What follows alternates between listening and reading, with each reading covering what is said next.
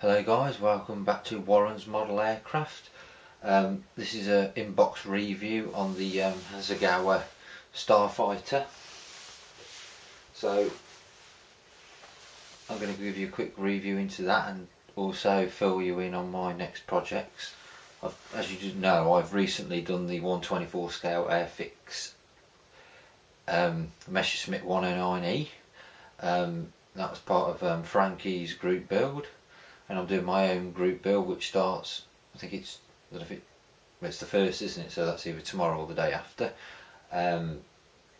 Once I've done that, I've got a little project I'm going to do. I've just finished a 124 scale Messerschmitt 109, and I've got a display cabinet in my living room where I've just put it, and I've got 5 spare shelves. And what I'm going to do is I'm going to fill the whole thing up with 124 scale fighters. So, and I know Airfix has brought out a 124 Focke-Wulf. They've got a Spitfire, they've got a Hurricane, and they've got a Mustang in RAF markings. I don't know what the other markings are because I did see. So my next big project is to fill my cabinet full of 124 scale Airfix collection, which should be good. Right, moving on swiftly onto the inbox review. Here we have, right, if I can get on here. Here we have the fuselage. It's quite a strange tooling, really. It's like raised. It's raised, slightly raised panel lines, but then seems to have ever so slightly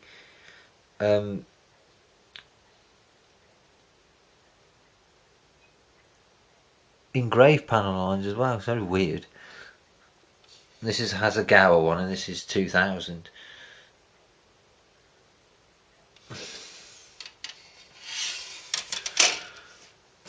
I'll show you the canopy parts, but to be honest, there ain't really much to it. You know, as you can see, there ain't a lot to it really. There's some good detail on this kit.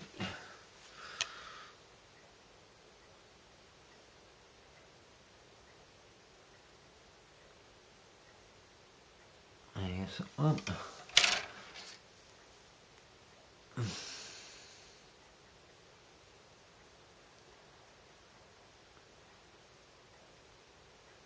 And this one, it's got the landing gear on it and the turbine.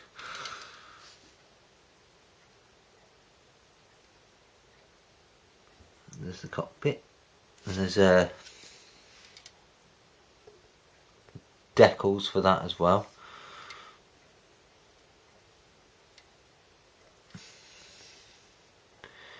There's the landing gear. Some quite good detail on it. I think this is for the inside of the landing gear, the undercarriage. That's quite highly tuned, detailed. There we go.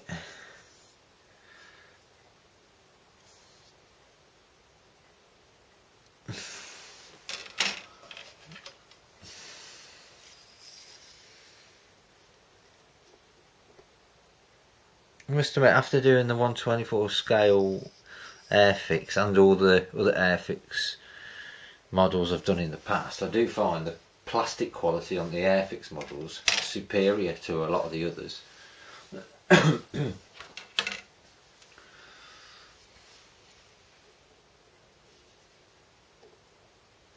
See, the details that fine on it, you can hardly see that. There you go, and that's basically about it really. The decals, or decals, whatever you want to call them. The ones I'm using will be obviously these ones and these ones. These ones are the other one, which I'm not doing. And there's the, if you can see them, the cockpit decals. and the control panel, side panels, decals.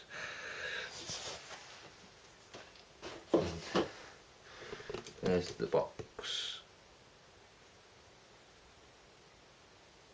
and there is a picture of it completed as well.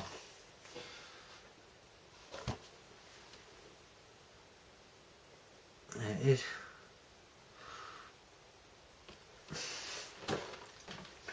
So after I've done this 124 scale,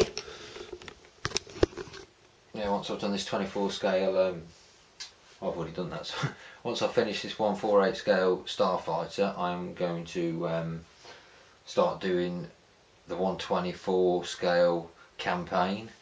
So I've got, I think it's about, there's about 4 or 5, I think it is to do, and then hopefully, I don't know how long that's going to take me. I'd say 4 months. I'd say 4 or 5 months, because it's, you know, I did that 24 scale Messerschmitt in a month. I find that quite strange actually. I can do a 148 scale in the same time as I can do a 124 scale.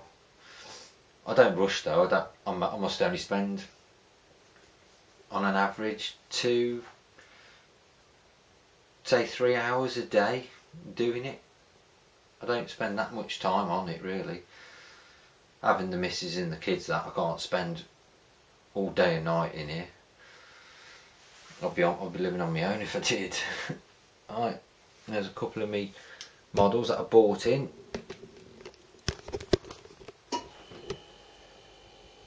They've been evicted because my 124 scale ME has took their place. So I'll just give you a quick glimpse of these. There's the P51D Mustang, 172 scale by Airfix. Absolutely brilliant build that is, and the detail on that is fantastic, the panel lines. And there's the little cousin of the 124 scale I've just done. This particular model, I did this years ago, and I wasn't using airbrushes, I wasn't using masking tape. I did it all by brush, all by hand. When I wasn't doing it, wasn't doing it that seriously, to be honest. And then got the Val, supposed to be the wing leaders playing at Pearl Harbor for the Japs. I think that was the first one I ever airbrushed, that one. And the Stuka.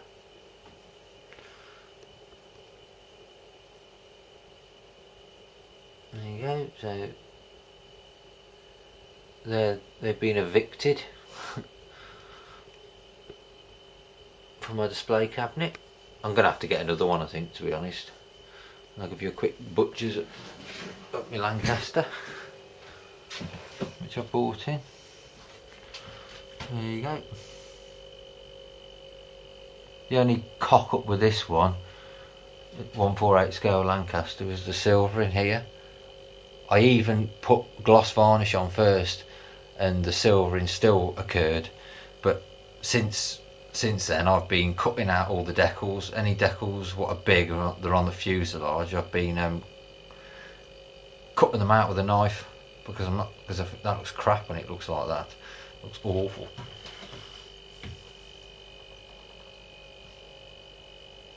There you go.